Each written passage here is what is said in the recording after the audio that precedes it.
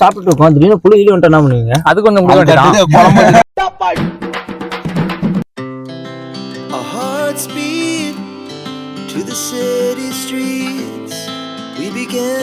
யோ ஏற ஆரம்பிச்சதுல இருந்து ஏத்தத்துலயும் இறக்கியும் கூட்டு போறிய, எங்கயா கூட்டு போற?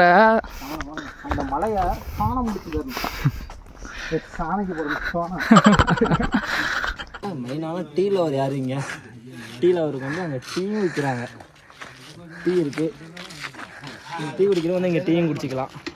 இந்நேரம் அவனை தனியாக விளாக் பண்ணிட்டு போயிட்டு இருப்பானோ.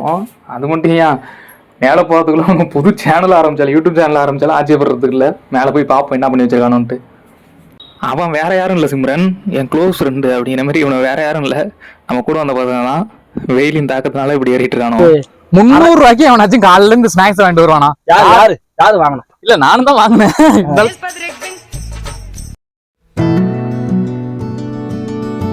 அவ்வளவுதான் வந்துட்டோம். அந்த பக்கத்துல வந்துட்டு அது தெரியுதல், அதுதான் கோயில். மெக்கானிக் வாய் மட்டும் வேலை செய்யுது, மற்றதெல்லாம் அப்படியே இருக்கு. எமட்டாங்க வந்து அந்த கோயிலை கட்டினது அதை தேடி கண்டுபிடிச்சிருக்கோம் ரீல்ஸ்ல பார்த்து. சித்தண்ணா இது நான் காரணம் கிடையாது, இவனுக்கும் உங்களுக்குள்ள டீலிங்க. நீங்க பேசிங்க, உங்களுக்கும் அனைவரும் இதை பார்க்க போற மாதிரி அவன் சொல்லிட்டு. அதுதான் கான்பிடன்ட் தான் எனக்கு பிடிக்கும்.